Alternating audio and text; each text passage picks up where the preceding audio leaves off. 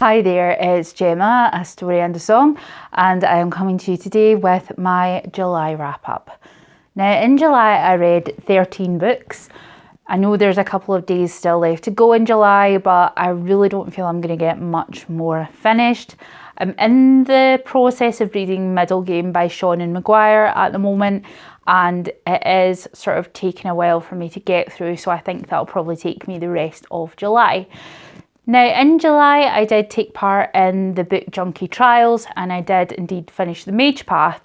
However, for the Book Junkie Trials threw me into a bit of a reading slump, which was a little bit sad because there was a couple of total gems in it. So just to start off with this month, I read The Poppy War by R.F. Huang, and I gave this 4 out of 5 stars.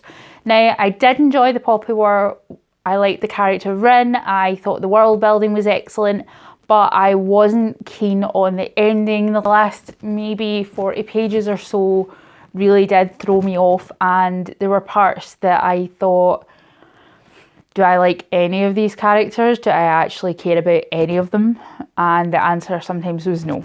So I will read the sequel. I know the Dragon Republic, some people have arcs of that at the moment. So we'll see what happens with the Dragon Republic, whether or not I continue with the series or not. Then my least favourite book of the month, and that was The Weka Deep by Shay Earnshaw. I gave this 2 stars. Now, it's really unusual for me to give a book 2 stars. Objectively, if I think a book is quite well written and I just thought it was okay, I will give it 3 stars, whatever. But I really disliked this book. I saw the twist coming about halfway through and I thought, I just didn't like it. I might do a spoiler review for it. If you liked it, tell me why you liked it. I just couldn't get behind sympathising with the main character at all. Once I realised who she was, I was just a bit like, and I meant to feel sympathy for you. Okay. I gave it 2 stars. If it was a series, I wouldn't read any more of it. By far my least favourite book that I've read this year. I then went on to one of my favourite books that I read this year, which was Red, White and Royal Blue by Casey McQuiston. I've talked a little bit about this already in my mid-year book freakout tag, but I absolutely loved this. Gave it 5 out of 5 stars. I think it's a lovely romance, very well paced, just a bit different. My only gripe is that when I see people referring to Henry as the Prince of Wales, I just hit myself in the eye there. When I see people referring to Henry as the Prince of Wales, he is technically not the Prince of Wales. The Prince of Wales is the first in line for the throne. Technically, Henry's just Henry, whatever the surname is, Henry Windsor or whatever like that. He wouldn't be Henry, Prince of Wales. That's my only gripe with this whole book, so that's how much I loved it. I then took a break from my Book Junkie Trials reading to read Kilman Creek by Rachel Kane, to read Kilman Creek by Rachel Kane. I gave this 4 out of 5 stars, thought it was an interestingly done thriller. It's about a woman who finds out her husband is actually a serial killer and she has to flee with her children because she's been accused of knowing what he did. I thought it was probably inspired a little bit by Dennis Rader's Family. That's the kind of feeling that I got. Thoroughly enjoyed it. The ending was a little bit of a twist, even for me. So I then went on and read Stillhouse Lake, which was its sequel, and I gave that as well 4 stars. I then went on and read the third one in that series, which was Wolfhunter River, which I gave 3 stars, and that is the one that kind of goes away from that storyline of her husband being the serial killer, and this one was more to do with her solving a mystery in another town. Still thought it was okay, to be honest. All 3 of those books I read on Kindle Unlimited and I couldn't really complain about it.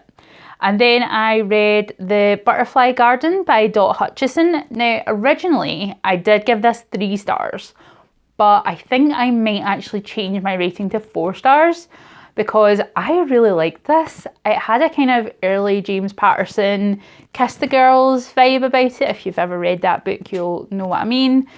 And the main character of Maya was so interesting. She was a bit different. She really thought a bit in a different way. And I just really liked it. I thought it was a bit different. And yeah, if you like thrillers, you'll probably like this.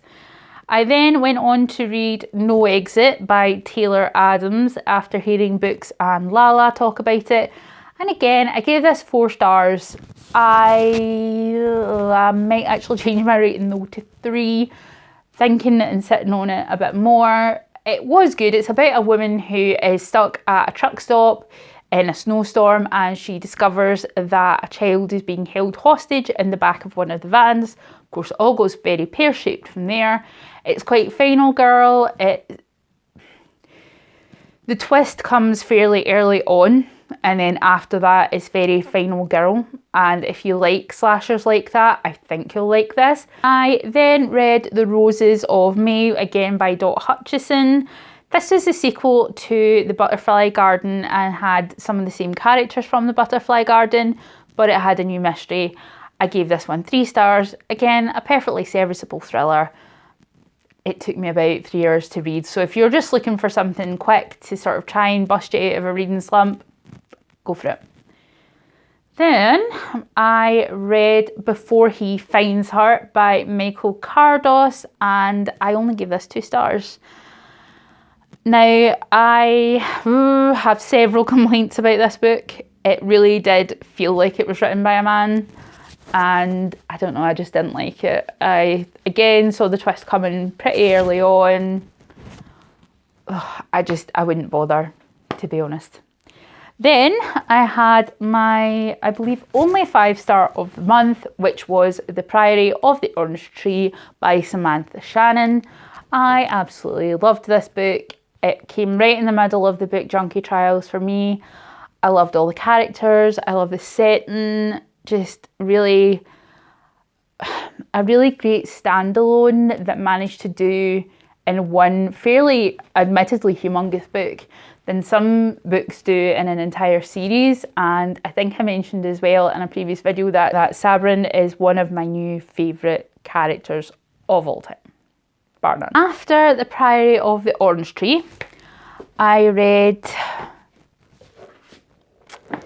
making this face because it was actually my most disappointing book of the month, The Gilded Rules by Roshani Chokshi. And when I say disappointing, I don't mean this is a bad book by any way, shape or form. It is a good book. I still gave it 3 stars, which for me is an average rating. I just didn't attach to the characters as much as I was hoping I would. I couldn't really get hold on many of them apart from maybe Enrique and Hypnos, maybe Lila as well, but the others I found a bit distanced from me, and I didn't like that. I thought the world building was really interesting. I thought the whole thing around forging was really cool, and I am interested to see where the next book goes, but I just, not enough, I don't know. It wasn't what I was looking for or in the mood for at the time, and I did finish it for the book junkie Grail, and I don't know whether this is maybe what's pushed me a little bit into a reading slump, unfortunately. Now, one more book of the month. I actually read and finished this before I read The Gilded Wolves, was Furyborne by Claire Legrand, and I gave this 4 stars. My only complaint about this is also one of the strengths of it, oddly enough. I really enjoyed the way it was split between 2, and I did guess that how the 2 characters were going to be related pretty early on, and I liked it a lot, and I can't wait to read the sequel. It's one of those ones where I'm kind of like, oh, I loved it, but all at the same time there was things that I was just like, like I knew things other people wouldn't like was knowing exactly how, for example, Riel ends up at the very beginning of the book. You know exactly what happens to Riel and who she is, but I feel like the next one, Kingsbane, is going to be focusing on how we get to that point, which I think is going to be super interesting.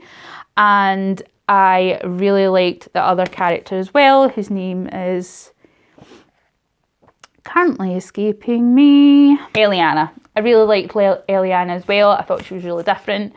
Kind of like Mia Corvair in that sense of pretty ruthless character, but sort of finds a spirit by the end of the book. So I have Kingsbane in my grubby paws, and I will be reading it really soon.